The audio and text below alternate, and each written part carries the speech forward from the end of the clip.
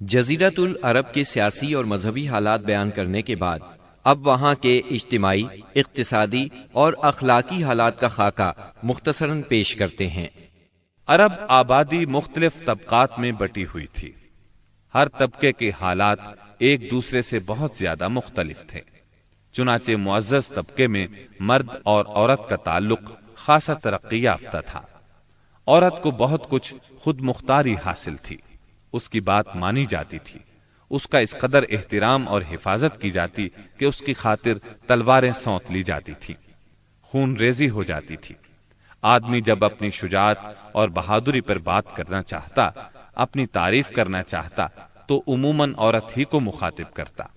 شجاعت اور سخاوت کی صفات کو ان کے درمیان بہت بڑا مقام حاصل تھا۔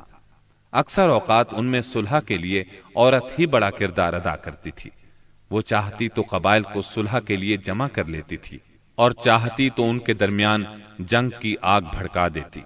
لیکن ان تمام باتوں کے باوجود خاندان کا سربراہ مرد ہی کو مانا جاتا تھا اور اس کی بات فیصلہ کن ہوتی تھی۔ اس طبقے میں مرد اور عورت کا تعلق عقد نکاح کے ذریعے ہوتا تھا۔ یہ نکاح عورت کے ولیوں کی نگرانی میں انجام پاتا تھا۔ عورت کو ان کی ولایت کے بغیر نکاح کا حق نہیں تھا۔ ایک طرف طبقہ اشراف یعنی معزز لوگوں کا یہ حال تھا تو دوسری طرف دوسرے طبقات میں مرد عورت کے اختلاط کی اور بھی کئی صورتیں تھیں، جنہیں بدکاری، بے حیائی، فحاشی اور زناکاری کے سوا کوئی اور نام نہیں دیا جا سکتا۔ زمانہ جاہلیت میں کسی حد کے بغیر متعدد بیویاں رکھنا ایک عام بات تھی۔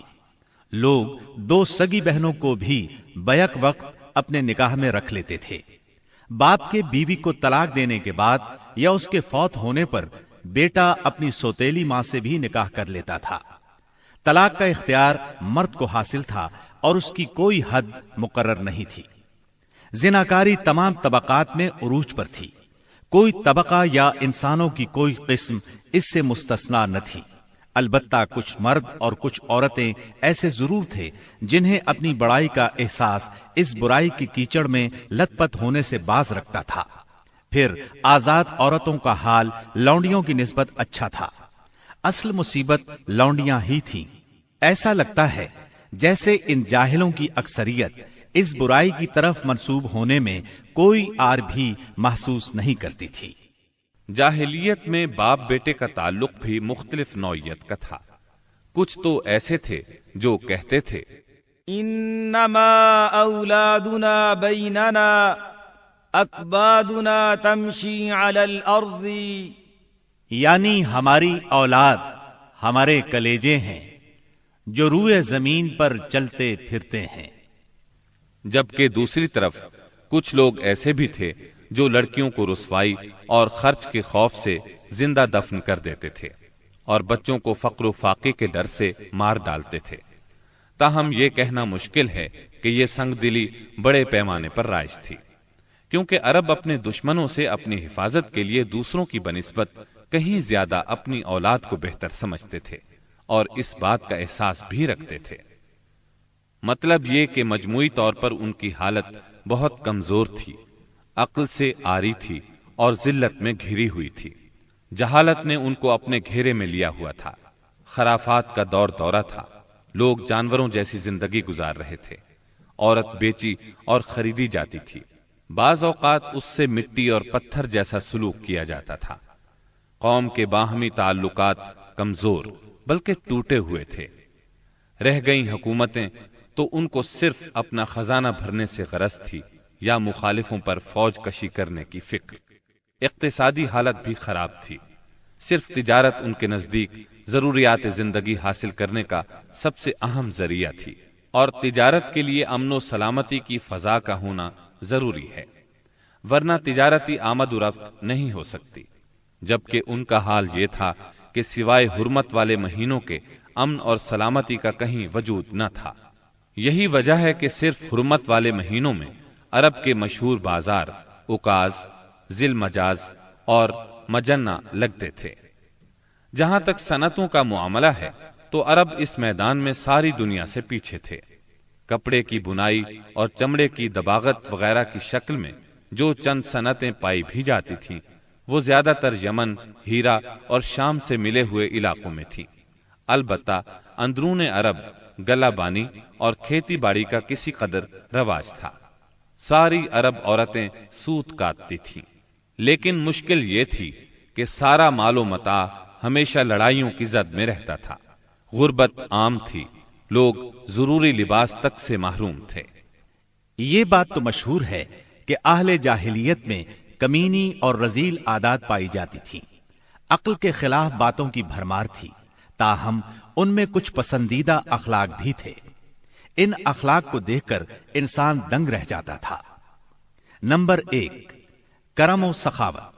یہ اہل جاہلیت کی خوبی تھی جس میں وہ ایک دوسرے سے آگے نکل جانے کی کوشش کرتے تھے، اور اس پر فخر کرنے کا عالم یہ تھا کہ عرب کے آدھے اشعار اسی کی نظر ہو جاتے تھے۔ اس وصف کی بنیاد پر کوئی اپنی تعریف کرتا تھا تو کوئی دوسروں کی۔ حالت یہ تھی کہ سخت سردی اور بھوک کی حالت میں بھی کوئی مہمان آ جاتا اور میزبان کے پاس اپنی سواری والی اونٹی کے سوا کچھ نہ ہوتا، اور کنبے کی ضرورت پوری کرنے کا ذریعہ بھی صرف وہی سواری ہوتی تو اپنے مہمان کے لیے ذبح کر دیتا۔ یہ ان کے کرم ہی کا نتیجہ تھا کہ بڑی بڑی دیت اور مالی ذمہ داریاں اٹھا لیتے تھے، اور اس طرح انسانوں کو بربادی اور خون ریزی سے بچا کر دوسرے رئیسوں اور سرداروں کے مقابل فخر کرتے تھے۔ وہ جوا کھیلتے تھے۔ ان کا خیال تھا یہ بھی سخاوت کی ایک راہ ہے، کیونکہ انہیں جو نفع حاصل ہوتا یا نفع حاصل کرنے والوں کے حصے سے جو کچھ زائد بچ رہتا اس کو وہ مسکینوں کو دے دیتے تھے۔ اسی لیے قرآن پاک نے شراب اور جوئے کے نفع کا سرے سے انکار نہیں کیا، بلکہ سورہ بقرہ کی آیت 219 میں فرمایا، وَإِثْمُهُمَا أَكْبَرُ مِن نَّفْعِهِمَا، یعنی ان دونوں کا گناہ ان کے نفع سے بڑھ کر ہے۔ نمبر 2، ایفائے عہد یعنی وعدے کا پورا کرنا۔ دور جاہلیت کے اخلاق فاضلہ میں سے ہے۔ عہد کو ان کے نزدیک دین کی حیثیت حاصل تھی، جس سے وہ ہر حال میں چمٹے رہتے تھے، اور اس راستے میں اپنی اولاد کا خون اور اپنے گھر بار کی تباہی بھی ہیج سمجھتے تھے۔ نمبر 3، خودداری اور عزت نفس۔ اس پر قائم رہنا اور ظلم و جبر برداشت نہ کرنا بھی جاہلیت کے معروف اخلاق میں سے تھا۔ اس کا نتیجہ یہ تھا کہ ان کی شجاعت اور غیرت حد سے بڑھی ہوئی تھی۔ وہ فوراً بھڑک اٹھتے تھے اور چھوٹی سے چھوٹی توہین آمیز بات پر تلوار اور نیزہ اٹھا لیتے تھے، اور نہایت خون ریز جنگ چھڑ جاتی اور انہیں اس راہ میں اپنی جان کی قطعاً پرواہ نہ رہتی تھی۔ نمبر 4، عزائم کی تکمیل۔ اہل جاہلیت میں ایک خاص بات یہ بھی تھی کہ جب وہ کسی کام کو فخر اور ناز کا ذریعہ سمجھ کر انجام دینے پر تل جاتے تو پھر کوئی رکاوٹ انہیں روک نہیں سکتی تھی۔ وہ اپنی جان پر کھیل کر اس کام کو انجام دے ڈالتے تھے۔ نمبر 5، حلم، بردباری اور سنجیدگی۔ یہ خوبی بھی ان کے نزدیک قابل تعریف تھی، لیکن چونکہ ان میں شجاعت حد سے بڑھ کر تھی، ہر وقت جنگ و جدل پر آمادہ رہتے تھے، اس لیے یہ عادت بہت کم پائی جاتی تھی۔ نمبر 6، بدوی سادگی، یعنی رہن سہن کی الجھنوں اور داؤ پیچ سے ناواقف تھے۔ اس کا نتیجہ یہ تھا کہ ان میں سچائی اور امانت پائی جاتی تھی۔ دھوکہ دہی، بد عہدی سے دور تھے اور نفرت کرتے تھے۔